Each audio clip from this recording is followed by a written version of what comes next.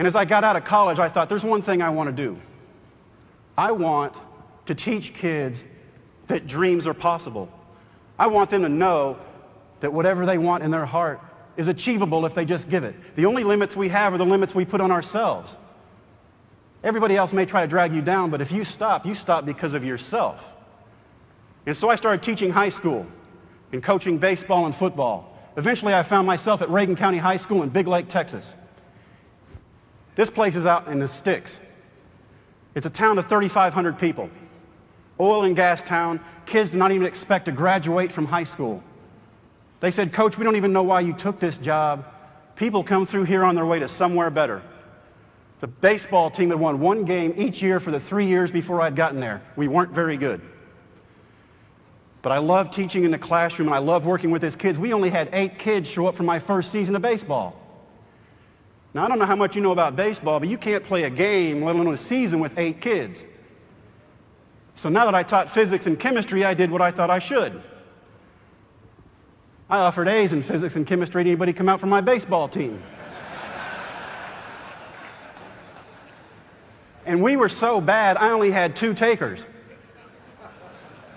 We played the first season with 10 kids. But you know what? We turned things around. We learned a whole lot about life, and not much of it had to do with baseball at all.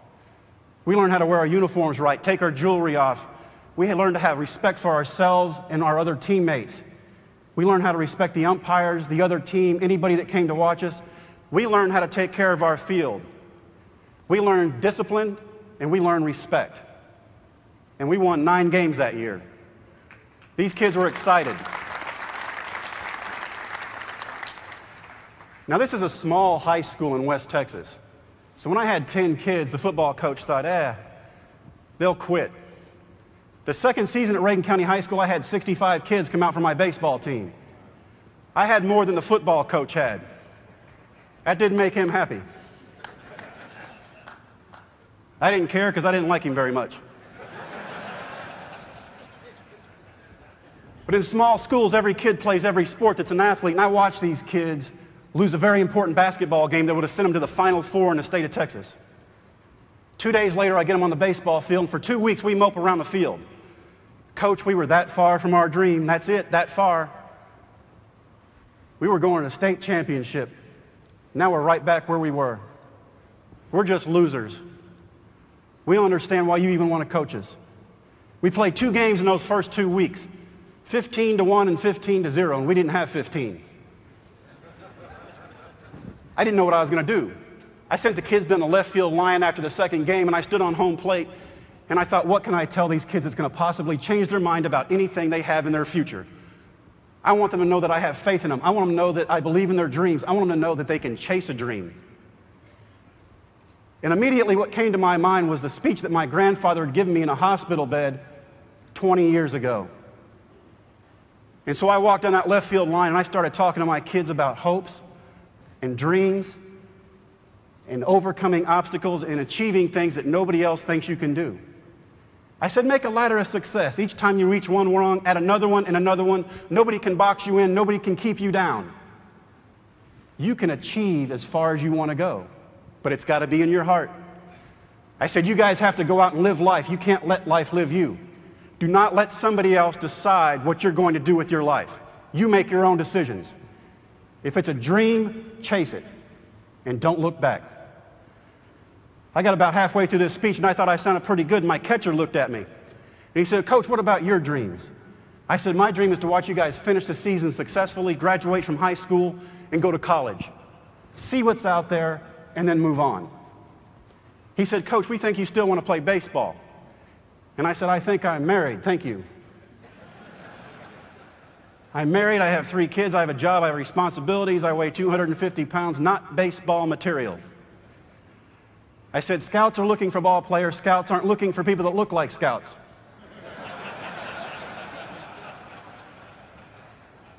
And we went on a little bit further, and my catcher looked at me again. Joel looked at me and he said, "Well, Coach, the way you teach us the game, the way you know what the other team's going to do before they do it, the way you throw us batting practice, we can't even hit the ball when you throw." And I said, "That's because you can't hit."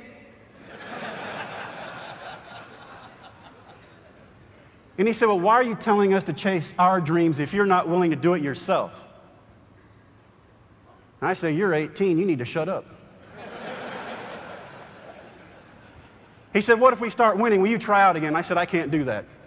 I got kids, I got responsibilities, I got you guys, I got bills, I got grown-up life. My dreams have changed. What if we win district? The school never won a district championship ever. If we win district, you try out again. So for 20 minutes, I argued with these kids about why I should never try out and step on a baseball field again. After 20 minutes, I did what every adult in America does. I caved in. You guys win a district championship, I'll find a tryout somewhere. In the back of my mind, I was going, you are so dumb right now. Your wife will kill you. A funny thing happened, though. These kids got excited. Their heads came up. They got smiles on their faces. They were happy. They were excited. They had a goal. They were going to make Coach go embarrass himself at a tryout. Any way you can teach, right? And I took the bet knowing that I would embarrass myself horribly because at 24, my doctor said, you will never, ever pitch again. Impossible. I didn't care. It helped these kids. At the end of the season, we're playing for the district championship. We're down by 2 runs in the last inning. Now, if our kids ever got behind or if the score was ever close, the chances were we were not going to come back and win that game. These kids came back and they scored 3 runs in the last inning. They won the championship, and I watched them celebrate like they'd won the World Series.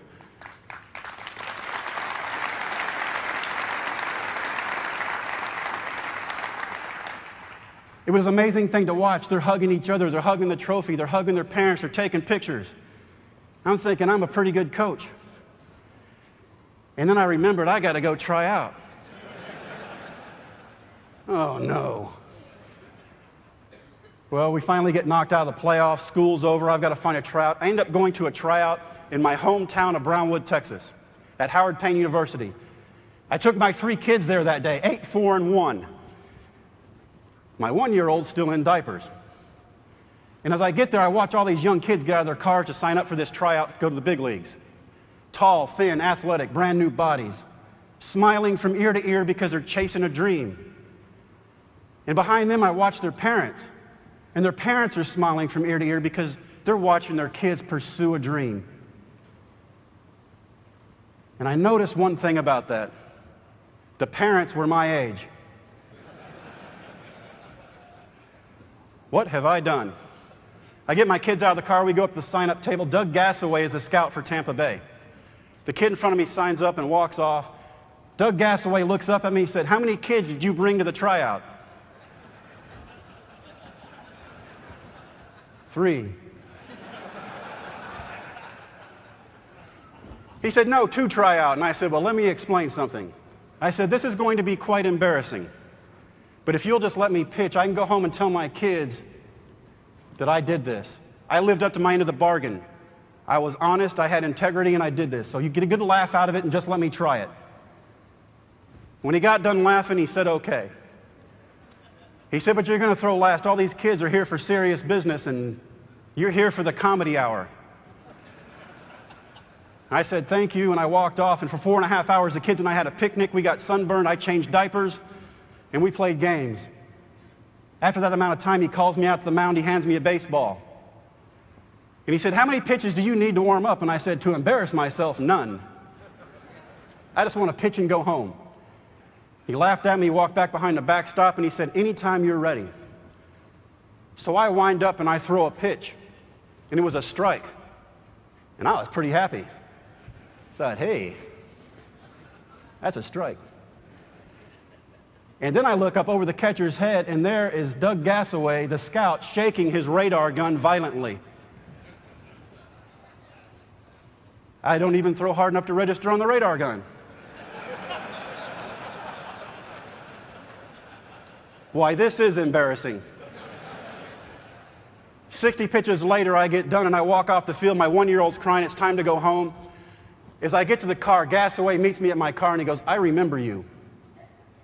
20 years ago at Ranger Junior College, you were a tall, thin, left-handed kid who played football, and everybody thought they could make a pitcher out of you. I said, that's right, that was me. He said, you threw like 85 or 86 back then. I said, yep, that's me. He said, I don't know what you've done in your time off, aside from eat.